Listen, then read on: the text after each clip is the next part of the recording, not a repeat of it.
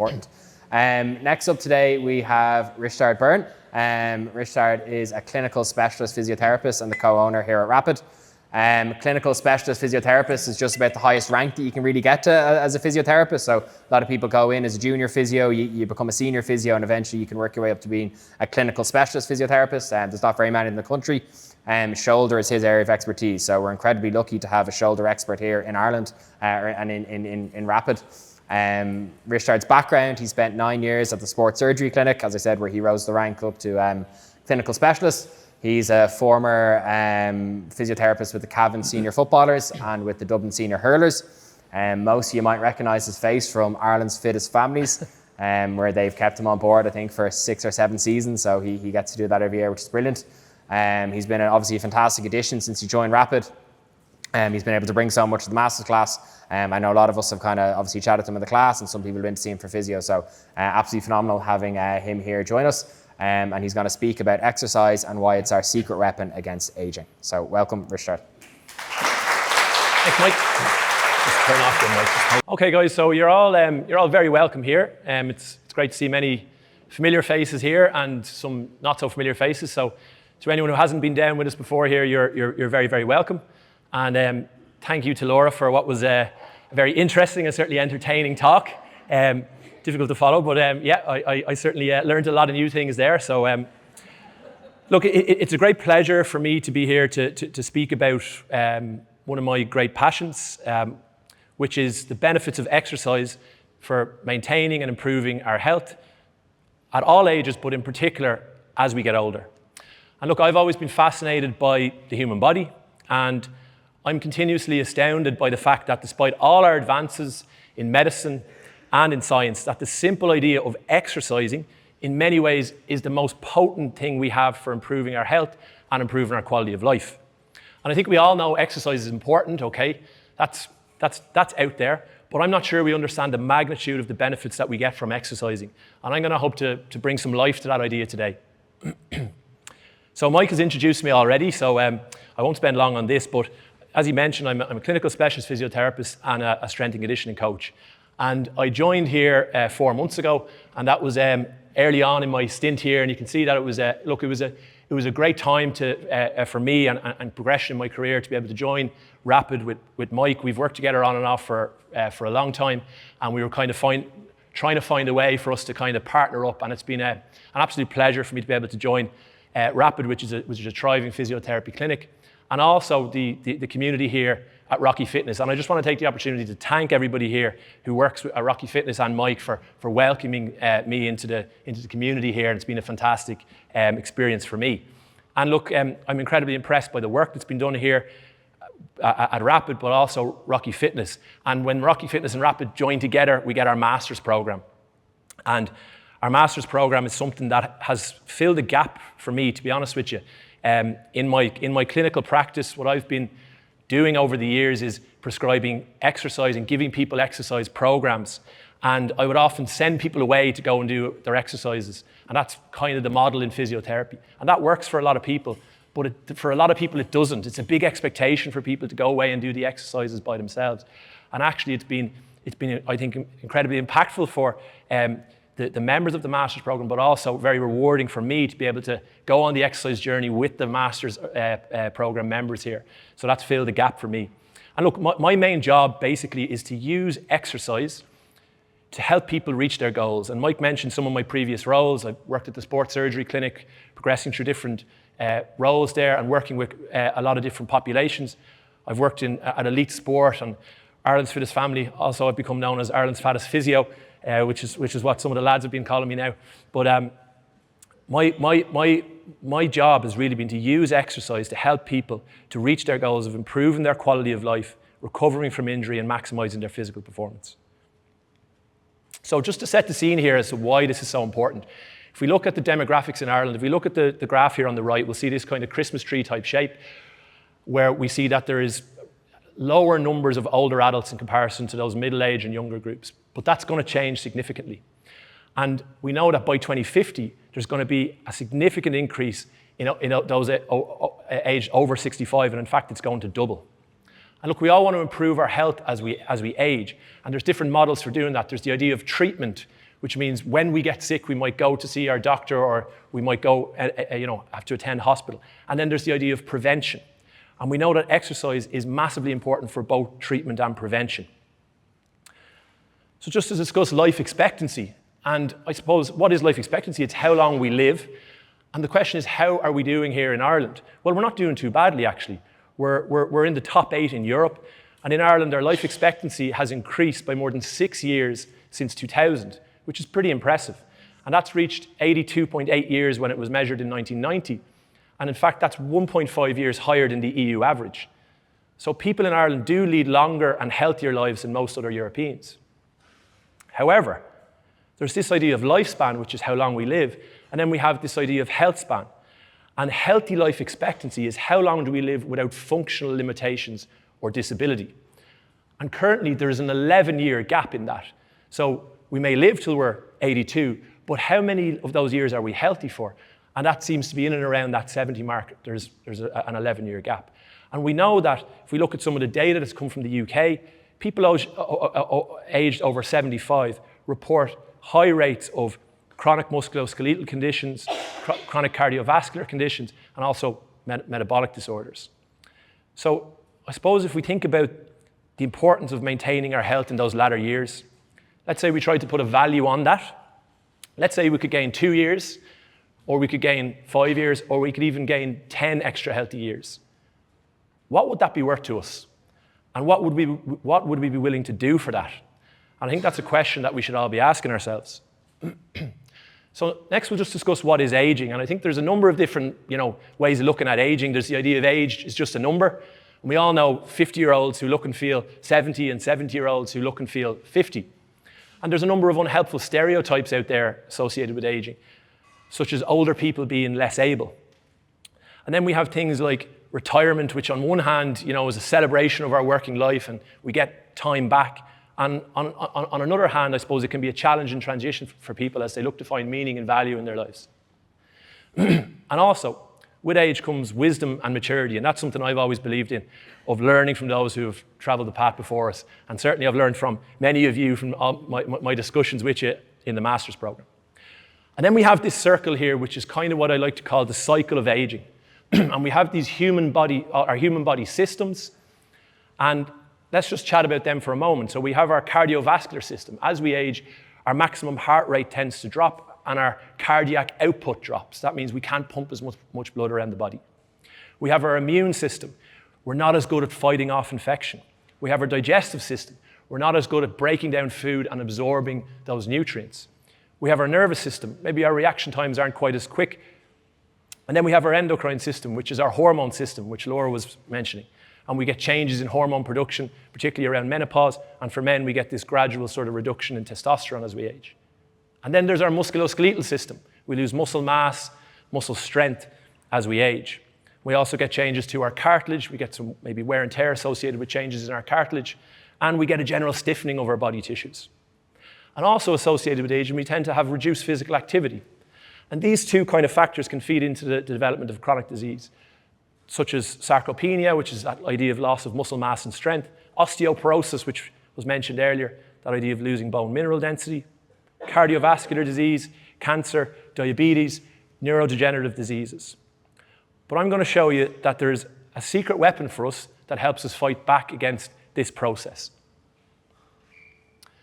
So, what is healthy aging? And I like this definition, which is I think it takes into account the individual differences in us all. And it's the idea of maintaining our functional ability. Healthy aging is maintaining our functional ability. What is functional ability? It's to be and do what we value. And we know that for some people that might be, I want to play with the grandkids 3 times a week when I'm older. For other people, it might be that I want to play golf every day. And for someone else, it might be I want to climb Everest. So we all have different things that we value, but healthy aging is facilitating us to be able to do that. And broadly speaking, we have 4 big determinants of healthy aging. And I suppose we need a bit of good luck and we need good genes, but also we need consistent diet, exercise, sleep, and social support. And if we get that, we can allow many people who fall into that older chronologic age category to function at a level that would often be associated with a much younger age. So can we impact aging? Yes, we can. Okay, and there's many different ways in which we can impact aging, some of which were touched on already by Laura, but I'm going to talk about exercise. But the question is, are we doing it? And I'm going to drop a bit of a bombshell on you here now. And I'm going to say that only 33% of older adults aged 65 to 74, and only 18% of those aged 75 or above meet the physical activity recommendations. So we urgently need strategies to increase this. And as physiotherapists and strength and conditioning coaches, we are at the coalface here. And through initiatives like our Masters program, we are on a mission to help solve this. And I'd like this to be, I suppose, a call to arms, because it will be the people in this room here, not only ourselves here who are here speaking and maybe are involved in working here in the gym, but also you guys here who will create a community and a culture that will improve and increase those activity levels amongst older adults. So if we had a pill that could do what exercise would do, if I created that pill, I wouldn't be here. I'd be on the beach somewhere, because I'd be probably one of the wealthiest people on planet Earth. And everybody would be taking that pill. So exercise has a broad array of effects on our body. And we could think of it like the poly pill, okay? The type of thing that can affect all of those various different body systems.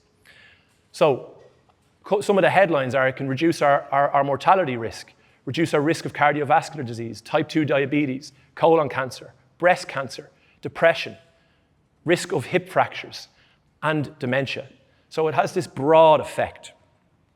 And as Mike touched on earlier, also exercise is medicine. So for people who have pre-existing conditions, such as cancer, we can see people have reduced mortality rates if they meet their exercise requirements if they have cancer. People with osteoarthritis who exercise can find that they have reduced pain and improved function. We can see reductions in high blood pressure through exercise, and we can see the management of many of the factors associated with type 2 diabetes through exercise. And people with dementia can see improved cognition. So we know that exercise can reduce disease risk for those who are healthy, and it can also help to treat people with disease. But what about physical and cognitive function, which is strongly associated with quality of life? What we'll see from this graph here is that people who are sedentary, who live sedentary lifestyles, that means that we're inactive. They tend to cross this threshold of disability earlier. And if we think back to this idea of health span versus lifespan, we drift into that zone where we're no longer in those healthy years earlier if we're inactive. If we're recreationally active, which means we maybe go for a bit of a walk, and maybe we do some low-level sort of sport activities, we add years to our life. And if we combine that with structured resistance training, which is strengthening our muscles and building our muscle mass, we can have good cognitive function and be physically independent for longer. Okay, so it's pretty important that we're all aware of that there's different types of exercise and that they can have a big impact on how we function in our latter years. So what happens when we exercise?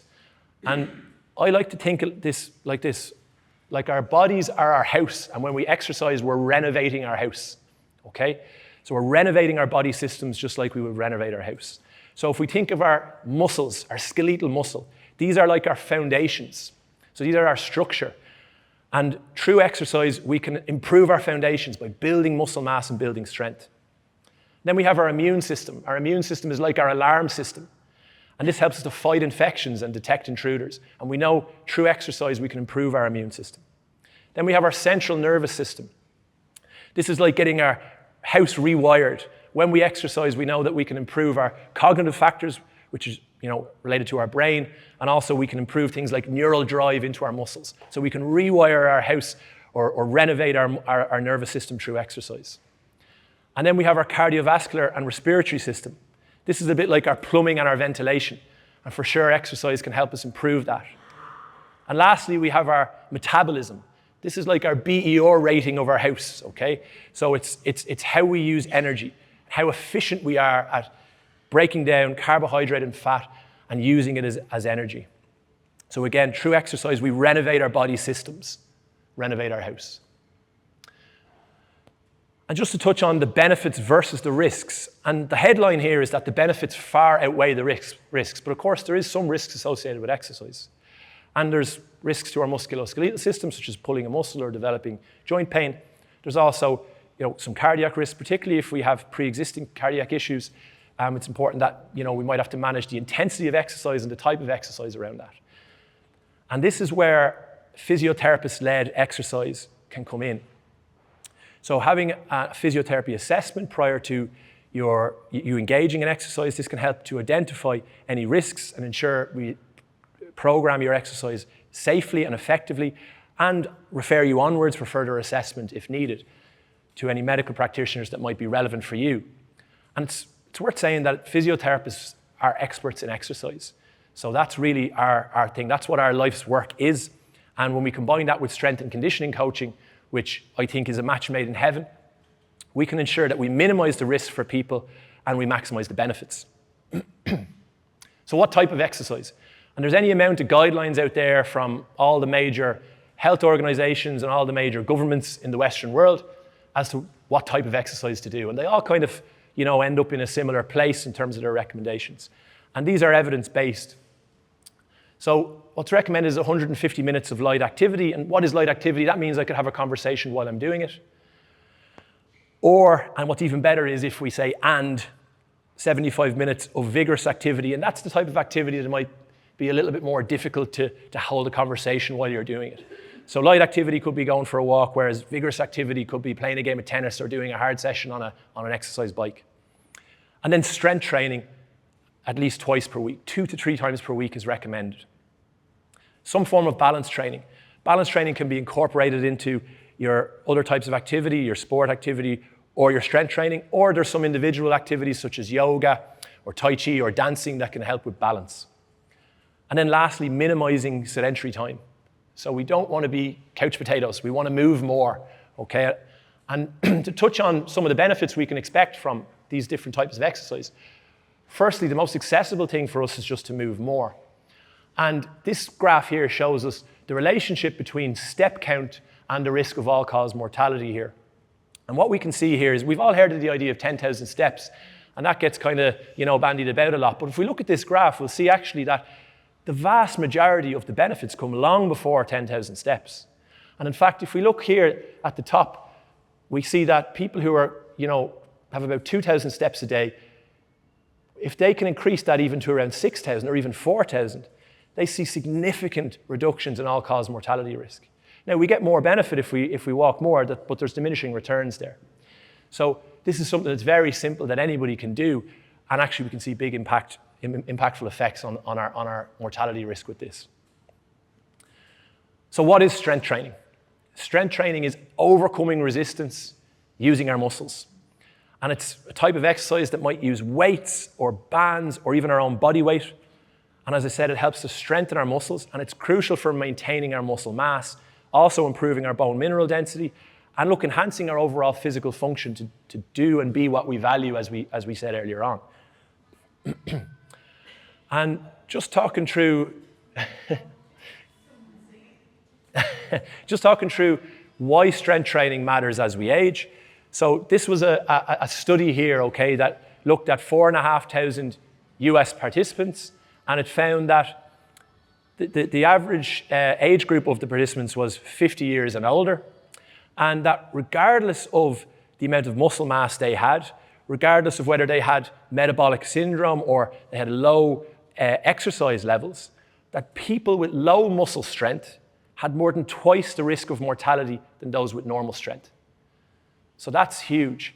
And how they defined low muscle strength was just people who were in the bottom 25%.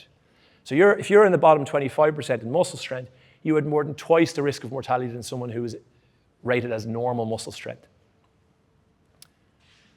So what are muscles? And why are they important? So muscles. Muscles are tissues in our body that contract, and they allow us to produce force, okay? So they allow us to move, they help us with our posture and our stability, they protect many of our vital organs, they contribute to bone health, as Laura had mentioned earlier, that when our muscles act on our bones, they produce force, and that stimulates bone growth and helps us to reduce the loss of bone mineral density. And then metabolic health. So muscles burn calories at rest. So they contribute to our burning of energy, and they also help us to take glucose out of our blood and to use it in our working muscles, and also we can store it in our working muscles. So we've all heard of probably high blood glucose levels, which can be associated with diabetes. Muscles are hugely helpful in managing this. And increased muscle mass is also associated with reduced inflammation, which again can be a problem for people as they age. We see higher rates of overall general low-level inflammation. And of course, well, more importantly, they help us to function. They help us to do what we want to do and to maintain our independence.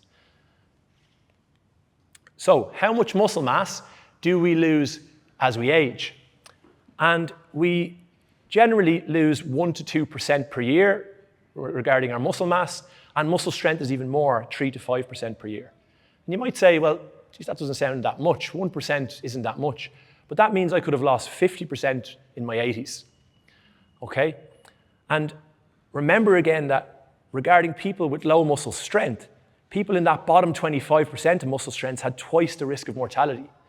So effectively, I'm gradually losing muscle mass over my life. I'm getting closer and closer to that risk factor, okay? And think of the idea of compound interest. So if I lose 20% of my muscle mass, I've got to earn 25% to get that back. And if I lose 50%, I've got to earn 100% to get that back just to break even. So the compounding effect here can be huge over time. So we'll see here on the graph on this side, we see that in my teens and in my 20s, I gradually add muscle mass, and then I see this kind of gradual reduction over time.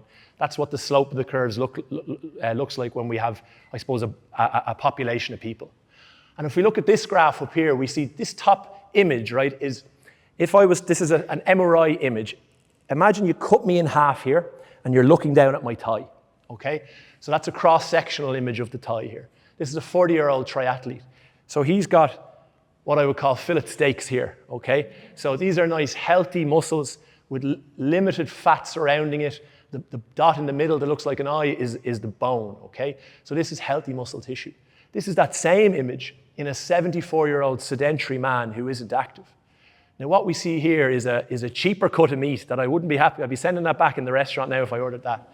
So we see a greater layer of fat on the outside, and we also see fatty infiltration in that muscle. So effectively, if we're inactive, we see this gradual deterioration of our muscle function over time. But we have our secret weapon. We can fight back against that, okay? And this here is a 70-year-old triathlete. Can we see how those images from the top and this image at the bottom look very similar? So I always found this a striking image. We see how healthy this muscle tissue looks, again, in comparison to someone who is sedentary at a similar age. So the graph on the previous slide showed this kind of gradual drop in muscle mass as we age, but that's actually not how it happens. What tends to happen is our muscle mass tends to drop in phases, and these are usually around periods of disuse. So a period of disuse could be I break my leg and I'm in a cast for 2 weeks, so I can't walk. Or I end up in hospital and I'm on bed rest, predominantly bed rest, for a week. That's a period of disuse. And what we can see here is that when we have these periods of disuse, we get a big drop in our function. And I want you just to think for a minute about an astronaut. Anyone who's watched any Netflix documentaries about astronauts will know that astronauts have to exercise for hours every day up in space because they don't have gravity acting upon them, and they lose a significant amount of muscle mass even with that. That's similar to what bed rest and inactivity and immobilization is like for us here on planet Earth, okay? So we get a big sharp drop in muscle mass around periods of disuse. And if we do nothing about that, people will often tend to just drift after this and maybe deteriorate. And we probably all know people who have had a period of illness and then just didn't bounce back well from that, and it took them, maybe they deteriorated after that. If those people engage in aerobic training and resistance training, it can massively impact their bounce back ability to get their function back. And there's a double win here that can be had. If over here I already engage in resistance training and aerobic training, and I start at a much higher rate than this line, I don't drop as far. And then if I quickly get back into my resistance training and aerobic training, I bounce back quicker. So as physios, we're really passionate about trying to get people to exercise around illness and around injury. And I think often there's fear around that. And look, we're often told to rest, and we feel the right thing to do is rest, and sometimes it is. But so often, actually, people just need the support and maybe the medical guidance as to what type of exercise they can do.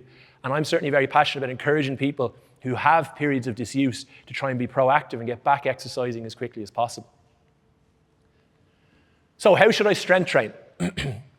Well, the human body has 7 fundamental movement patterns.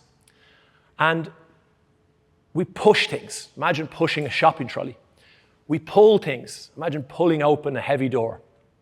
We hinge. Imagine hinging to bend down to pick up the grandkids. We carry. Imagine carrying your suitcase up the stairs or through the airport. We squat. We squat to use the toilet every day, and then we get back up again. We lunge if we want to bend down to tie our shoelaces. And then our core and the ability to rotate is kind of involved in all of those factors.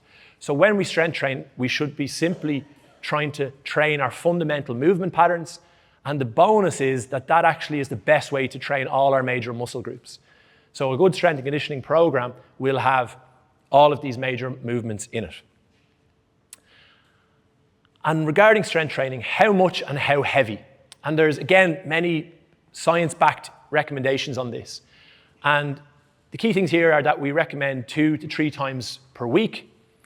And we usually do 1 to 3 sets of an exercise, roughly 6 to 12 reps. But there is benefit if I do a little bit more reps or a little bit lower reps. And then usually 8 to 10 exercises that target the major muscle groups. And how heavy should it be?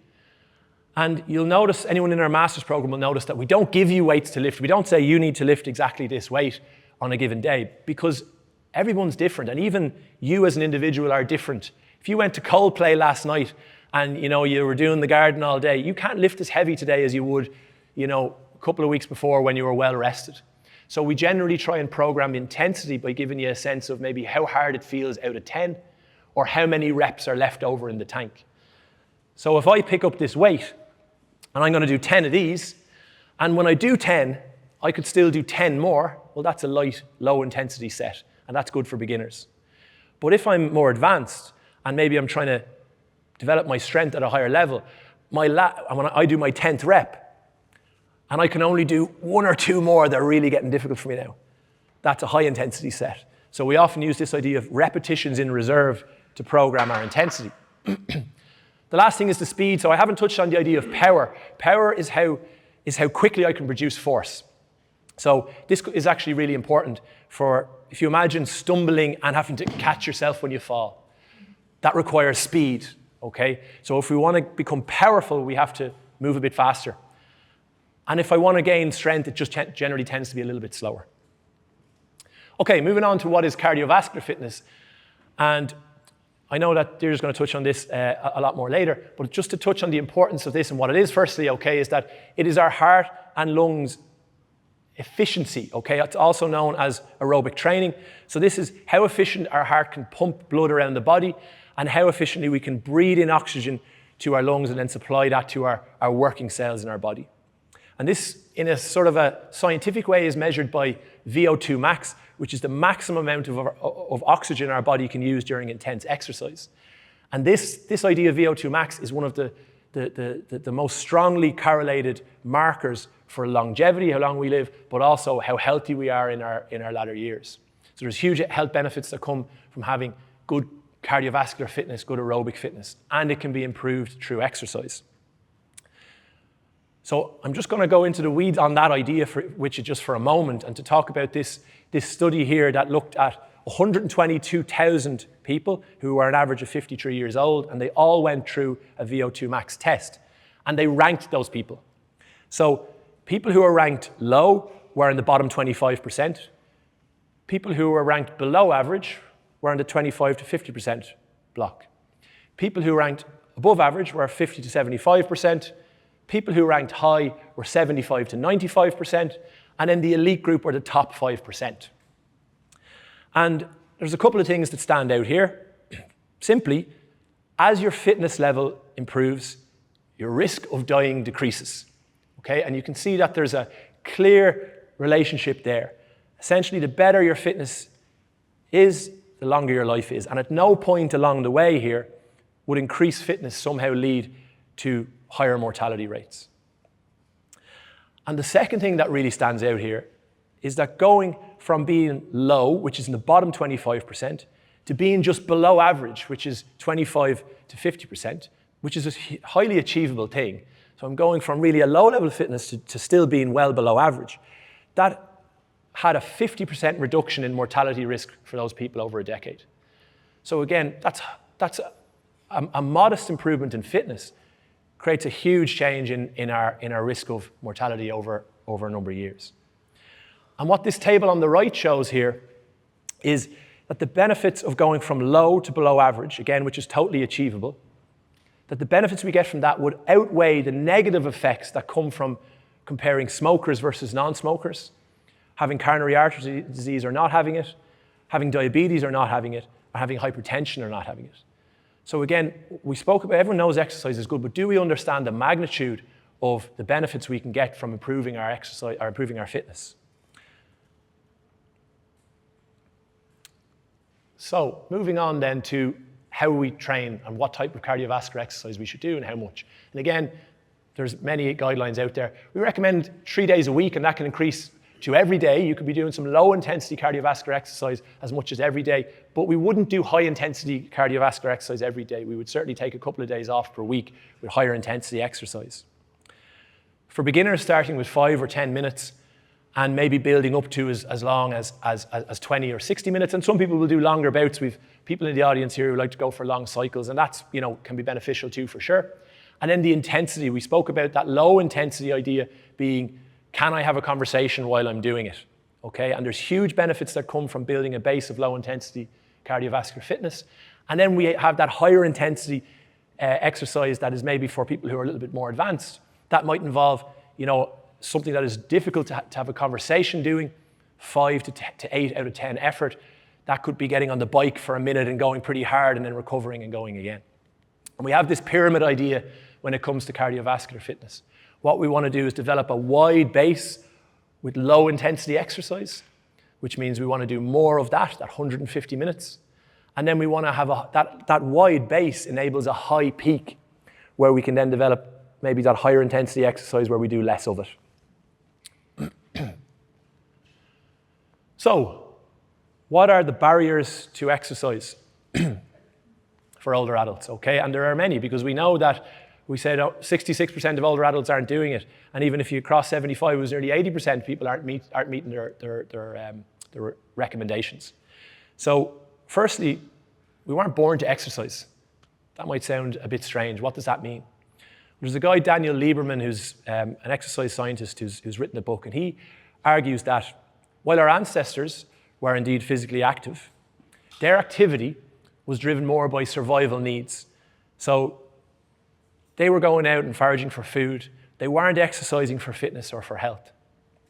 And humans ultimately evolved to conserve energy wherever possible because energy was a scarce resource. And this means that while physical activity was necessary for survival, activities like planned exercise, which we engage with today for health reasons, are relatively modern behaviors and not something that we were really born to do. And then if we think about the idea of modern culture, convenience culture, we all have TVs, we have cars, our food, we don't have to go out and forage for our food, okay? We can easily, it's also easily accessible. We have this convenience culture. And that means that we actually have to go and organize our exercise and plan it and do it rather than it just being part of our normal lives and normal days. And this, of course, acts as a barrier in terms of the amount of exercise we might do. The next point then is fear. And fear is something that is huge. And when we meet people here who we do our introductory session with somebody, or we speak to somebody about our master's program, they want to exercise more, fear is a huge part of that. There's fear of getting injured. There's often actually fear of building muscle. People are often actually worried that I don't want to look like Arnold Schwarzenegger, I don't want to put on big muscles. Let me tell you, that's really hard to do, okay? That's not going to happen. If that was going to be the case, we'd all be delighted. But that is genuinely often a fear that people don't want to actually exercise. They're afraid they're going to put on a lot of muscle mass. I think fear of the unknown and anxiety about entering unfamiliar environments, like a gym, and then maybe fear of not knowing what to do, not knowing how to do it, not wanting to look silly when they're doing it. And then we also have the idea of the youth-orientated fitness culture. So younger people are training down in the gym, they're taking pictures of themselves in their swimwear, and they're trying to train for how they look. And there's also a whole kind of social sort of cycle there where it's a lot about, you know, my peers and how I look, and it's also a lot about sort of showing off, really. Whereas that doesn't match with the kind of culture and the reasons why older adults want to exercise, which is oftentimes for this idea of doing what we've been able to do, the things we want to do, improving our function, and of course, improving our health. So I think that youth-oriented fitness culture does exist as a significant barrier. And then, of course, there's physical and psychological health issues, and they act as a barrier too. If I'm injured, that is a barrier to exercise. And I suppose we certainly feel very passionate that we can help people with physical issues. As physios, that's our job, is to try and get people active and get people moving around that. And then I suppose psychological health can be a huge factor. If I'm anxious or depressed, I'm less likely to exercise. But we do know that exercise is so important for these people that, again, it's something we're passionate about, of trying to find a way to help get these people to exercise more. So, how do we overcome the barriers to exercise? I think firstly, it's about creating a supportive environment, a supportive culture, and enabling people through shared experiences and the development of a community of like-minded people exercising together. I think that can be huge. And I think from speaking to, again, members of our master's program, that is a huge factor. And I think it's an unsung factor, because we're obviously all good at talking about the benefits, but actually the community and support that people get from exercising together. And look, what more noble endeavor is there than to kind of be exercising to try and improve our health and to be more able to do and be what we value. So I think it's an extremely positive culture and environment that is being created here. And again, I'd love to see that grow and get bigger. And then there's the idea of coaching and mentoring. So having trained staff to address people's fears and beliefs, to coach them how to actually do the movement, to show people what to do. We have this idea of the Goldilocks zone, which is making sure that we don't exercise too little, that it doesn't get us to improve, but also making sure we don't exercise too much so that we get injured or we get hurt, or we maybe find we've got lots of muscle soreness. It's that Goldilocks zone in the middle that we're always trying to look for. And having a coach and being mentored along the way can really help with that. And ultimately, I think days like today help with this too. It's facilitating people's empowerment through understanding. And understanding all of this helps you to become empowered to exercise more and overcome those barriers. And lastly, a personalized approach, which is that one size doesn't fit all. And as we said, people have different goals and are coming from a different place. So we need to try and meet people where they're at and find out what type of exercise is going to work best for you. But for sure, there is a type of exercise for you and for everybody. And it's about trying to find that. So, when should I start? And I think it's good here to think about the idea of saving and investing here. So, if we're trying to, put away money for our pension, the best time to start, excuse me, is in your 20s, in your 30s, okay? But the second best time is now. And remember that some is better than none. We've seen the power that can come from going from low levels of fitness to even below average levels of fitness are huge. Now, of course, we get more benefit the fitter we get, but some is better than none. And the message I would like to kind of share is it's never too late, but don't wait, okay? And I, like everybody, as Laura said, she gave you something that she wanted to talk to your family members at home. I'm going to give you something different, which is that if there's people out there that you know that don't exercise, please mention this to them. Please say to them that it's something that is massively impactful, and to try and encourage, I suppose, this community to grow of older adults who are meeting their exercise recommendations. So my take-home messages. Get strong, build muscle, and get fit, cardiovascularly fit. Remember that we have this idea of lifespan and health span, okay? And through exercise, and we said, what is it worth to gain extra healthy years? What would you be willing to do for that? When we see how powerful exercise can be, I think it's a no-brainer for people to be getting involved in, and knowing that that's what we're playing for here is more healthy years. And as I mentioned, let's build a community and a culture to overcome some of the barriers that exist for older adults exercising. And then our phrase, use it or lose it, okay? And then we saw some of those graphs, how we're gradually losing muscle mass, gradually losing strength. But if we can counteract that through engaging in exercise, we can fight back. And I'm going to finish with 3 cheesy lines that might help you remember. 1, you can't go wrong with being strong. 2, building muscle is worth the hustle. And 3, cardiovascular health is your true wealth. And that's, okay, thanks guys.